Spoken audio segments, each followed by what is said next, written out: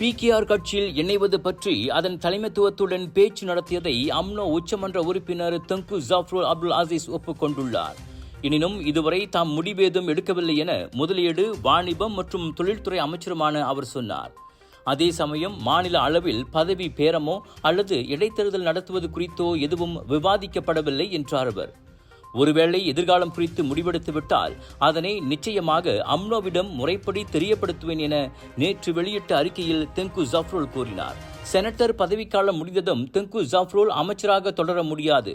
எனவே ஓர் இடைத்தேர்தலை உருவாக்கி அவரை ஸ்லாங்கூர் மந்திரி பசார் ஆக்கிவிட திட்டம் போடப்பட்டிருப்பதாக முன்னதாக வதந்திகள் பரவின. தெங்கு ஜாஃப்ருலுக்கு வழிவிட்டு நடப்பு மந்திரி பசார் டத்தோஸ்ரீ அமீருடின் ஷாரி மத்திய அமைச்சராவார் என்றும் பேசப்பட்டது. எனினும் ஸ்லாங்கூர் சுல்தானின் அறிவுரைப்படி 5 ஆண்டு பதவிக்காலம் முடியும் வரை மந்திரி பசார் பதவியில் தொடரவிருப்பதாக அமீருடின் ஷாரி நேற்று தெளிவுபடுத்தி தம்மீதான யூகங்களுக்கு முற்றுப்புள்ளி வைத்தார். ஜாஃப்ருலுடன் ஆரம்பகட்ட பேச்சுவார்த்தைகள் நடந்ததை முன்னதாக பிரதமரும் உறுதிப்படுத்தினார். மக்கள் பணியாற்ற வருவோரை வந்தாரை வாழ வைக்கும் கொள்கை அடிப்படையில் பிகேஆர் அரவணைக்கும் என டத்தோஸ்ரீ அன்வார் இப்ராஹிம் கூறியிருந்தார். ஆனால் ஒற்றுமை அரசாங்க கூட்டணி கட்சிகளே தலைவர்களை திருடுவதா என அம்னோவில் கலக குரல்கள் தற்போது எழுந்திருக்கின்றன. ஜனவரியில் தொடங்கும் PLKN3 தேசிய சேவை பயிற்சிக்கான தினசரி அலவன்ஸ் தொகை 8 ரிங்கிட்டாகவே நிலைநிறுத்தப்படுகிறது.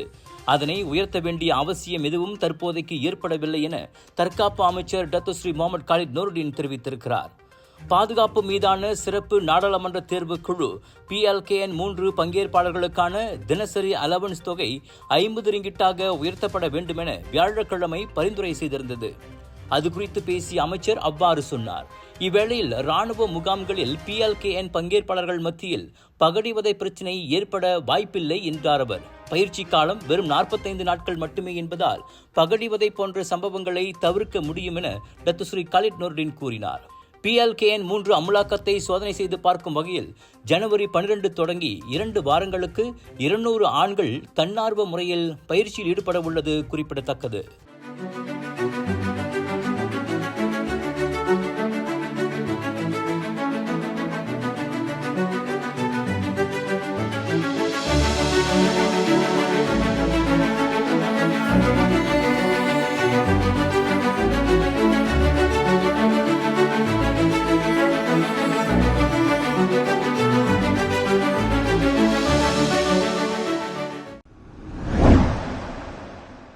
மலேசிய இந்திய சமூக உருமாற்ற பிரிவான மித்ராவின் தனியார் பாலர் பள்ளிகளுக்கான மானிய திட்டத்தின் வாயிலாக இவ்வாண்டு 4709 குழந்தைகள் பயனடைந்துள்ளனர்.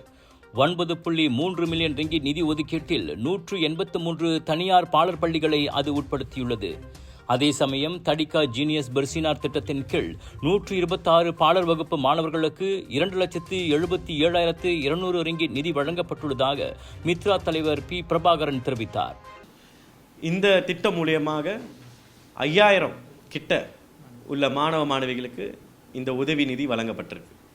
போன வருஷமும் இதே திட்டம், இந்த வருஷம் இதே திட்டம் சேர்த்து பார்த்தா நம்ம 10,000 மாணவ மாணவிகளுக்கு சப்சிடி வழங்கி அவங்க கல்விக்கு உதவி செஞ்சுருக்கோம். ஸோ இது ரொம்ப பெரிய ஒரு சாதனைன்னு சொல்லலாம். இந்த அரசாங்கம் மூலியமாக நிறைய பேர் கேட்டிருந்தீங்க இந்த தடிக்காவோட நிதி. இப்போ இந்த பலனை நீங்கள் தாராளமாக பார்க்கலாம். ஸ்லாங்கூர் சுங்கை புலோவில் மித்ரா தடிகா ஜீனியஸ் பெர்சினார் பாலர் வகுப்பில் கல்வியை முடித்த 52 ஸ்டார்களுக்கான பட்டமளிப்பு விழாவில் பங்கேற்ற போது பத்து நாடாளுமன்ற உறுப்பினருமான அவர் அவ்வாறு கூறினார். 4 முதல் 6 வயதிலான இந்திய சிறார்களுக்கு ஆரம்ப கல்வி கிடைப்பதையும் B40 குடும்பங்களின் சுமையை குறைப்பதையும் அத்திட்டம் நோக்கமாக கொண்டுள்ளது என்றார் அவர். அதோடு தமிழ் பள்ளிகளுக்கு மாணவர்களை அனுப்பி வைக்கும் ஃபீடர் திட்டமாகவும் இந்த தடிகா ஜீனியஸ் பெர்சினார் விளங்குகிறது. மற்றொரு நிலவரத்தில் உள்நாட்டு உயர்கல்வி கூடங்களில் பயிலும் B40 இந்திய குடும்பங்களைச் சேர்ந்த மாணவர்களுக்கு மித்ராவின் நிதியுதவி இவ்வாரத்தில் விநியோகம் செய்யப்படும். IPT 4.0 மித்ரா எனும் அத்திட்டத்தின் கீழ் 12,400 மாணவர்களுக்கு வழங்கப்பட ஏதுவாக 25 மில்லியன் ரிங்கிட் நிதி ஒதுக்கப்பட்டுள்ளது. ஒன் ஆஃப் அல்லது ஒரு முறை மட்டுமே வழங்கப்படும் அவ்வுதவிக்கு இதுவரை 12,626 பேர் விண்ணப்பித்துள்ள நிலையில் அவை பரிசீலிக்கப்பட்டு வருகின்றன. இந்த நிதிக்கு ரெஜிஸ்டர் இந்த நிதி ஒதுக்கி வச்சது ஒரு 25 மில்லியன் இந்த திட்டத்துக்கு நம்ம ஒதுக்கி வச்சுருக்கோம்.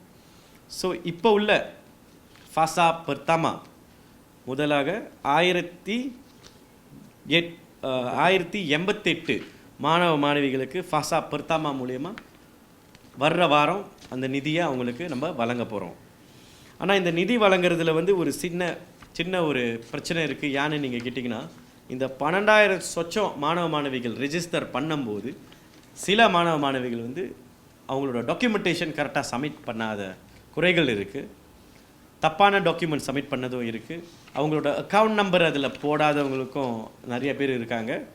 மற்றும் யூனிவர்சிட்டி என்டாஸ்மெண்ட் லெட்டரும் சில மாணவர்கள் போடாமல் கூட இருக்கிறாங்க. இதெல்லாம் ப்ராசஸ் பண்ணி வர்றதுக்கு கொஞ்சம் தாமதமாக ஆகும். ஏன்னா நம்ம அந்த ஸ்டூடெண்ட்ஸ்க்கு திருப்பி கால் பண்ணி நம்ம பேசணும் பாருங்களேன். அதே நேரத்தில் இந்த மாதிரி திட்டங்கள் நடக்கும்போது எஸ்பெஷலி ஸ்டூடெண்ட்ஸ் இல்லை மக்கள் அவங்களோட க்ரைட்டீரியா பார்த்து டாக்குமெண்டேஷன்லாம் கரெக்டாக சப்மிட் பண்ணாதான் இந்த திட்டம் நல்லபடியாக போய் மக்கள்கிட்ட சேர முடியும். மானியமும் சீக்கிரம் போய் சேரும். முதல் கட்டமாக தகுதி பெற்று 1088 பேருக்கு அவர்களின் BSN வங்கிக் கணக்குகளில் இவ்வாரம் 2000 ரிங்கிட் போடப்படும். அதுவே மாற்றுத்திறனாளி மாணவர்களுக்கு 3000 ரிங்கிட் வழங்கப்படும் என பிரபாகரன் சொன்னார். தலைநகரில் வெள்ளிக்கிழமை நடைபெற்ற ஒரு மறியலின் போது பாதுகாப்பு பணியில் ஈடுபட்டிருந்த போலீஸ்காரர் பெண்ணை நோக்கி ஆபாச சைகை புரிந்ததாக கூறப்படுவது குறித்து உள் விசாரணை நடைபெறுகிறது. சம்பந்தப்பட்ட போலீஸ்காரரை அடையாளம் கண்டிருப்பதாக கோலாலம்பூர் போலீஸ் தலைவர் டத்தோ ருஸ்டி முகமது ஈசா கூறினார். வைரலான வீடியோ குறித்து புகார் ஏதும் வரவில்லை என்றாலும் போலீஸ் அளவில் விசாரணை நடைபெறுவதாக அவர் சொன்னார். மனித உரிமை தொடர்பான மறியலில் புகைப்படம் எடுத்துக் கொண்டிருந்த போது அப்போலீஸ்காரர் தன்னை நோக்கி ஆபாச சைகை காட்டிய வீடியோவை பெண்ணொருவர் தனது இன்ஸ்டாகிராம் பக்கத்தில் முன்னதாக பதிவேற்றியிருந்தார். தனக்கு அந்த ஆபாச சைகை புரிய வேண்டும் என்ற நோக்கில் அதனை அவர் பல முறை செய்து காட்டியதாகவும் அப்பெண் குறிப்பிட்டிருந்தார். ஜோஹர் குளுவாங்கில் செம்பனை சிறு தோட்டக்காரர் ஒருவர் இல்லாத ஒரு முதலீட்டு திட்டத்தில் 3 லட்சம் ரிங்கிட்டை பறிகொடுத்துள்ளார். பெரிய லாபம் பார்க்கலாம் என ஃபேஸ்புக்கில் வந்த விளம்பரத்தால் 52 வயது அவ்வாடவர் கவரப்பட்டுள்ளார். இதையடுத்து நவம்பர் முதல் இம்மாத தொடக்கம் வரை 4 வெவ்வேறு வங்கிக் கணக்குகளுக்கு கட்டமாக 3 லட்சம் ரிங்கிட்டை அவர் மாற்றியுள்ளார். ஆனால் போட்ட முதலுக்கான லாபத்தை எடுக்க முயன்ற போதெல்லாம் சாக்கு போக்கு மட்டுமே சொல்லப்பட்டுள்ளது. இதையடுத்தே தாம் ஏமாற்றப்பட்டிருப்பதை உணர்ந்து கடந்த வெள்ளிக்கிழமை குளுவாங் போலீஸ் நிலையத்தில் அவர் புகார் செய்தார். அதுபோல மோசடி செய்பவர்களுக்கு 10 ஆண்டுகள் சிறையுடன் அபராதம் அல்லது பிரம்படியும் விதிக்கப்படலாம். கிளந்தான் குவாலக்ராயில் காரோடு ஆற்றில் விழுந்தவர் பொதுமக்களின் உதவியோடு காப்பாற்றப்பட்டார். நேற்று மாலை 6 மணிக்கு மேல் சுங்கை டுரியான் ஆற்றில் அச்சம்பவம் நிகழ்ந்தது. அதன்போது கோத்தாபாருவிலிருந்து குவாலக்ராய் நோக்கி 28 வயது ஆடவர் ஓட்டிச் சென்ற புரோட்டோன் எக்ஸோரா கார் கட்டுப்பாட்டை இழந்து தடம் புரண்டு ஆற்றில் விழுந்தது. இதையடுத்து தீயணைப்பு மீட்புத்துறைக்கும் தகவல் தெரிவிக்கப்பட்டது. எனினும் அவர்கள் வருவதற்குள் அப்பகுதி மக்கள் அவ்வாடவரை காரிலிருந்து வெளியே மீட்டனர். அவருக்கு காயம் எதுவும் ஏற்படவில்லை. இருந்தபோதும் மேல் பரிசோதனைக்காக சுல்தான் இஸ்மாயில் பெத்ரா மருத்துவமனைக்கு அவர் அனுப்பப்பட்டார்.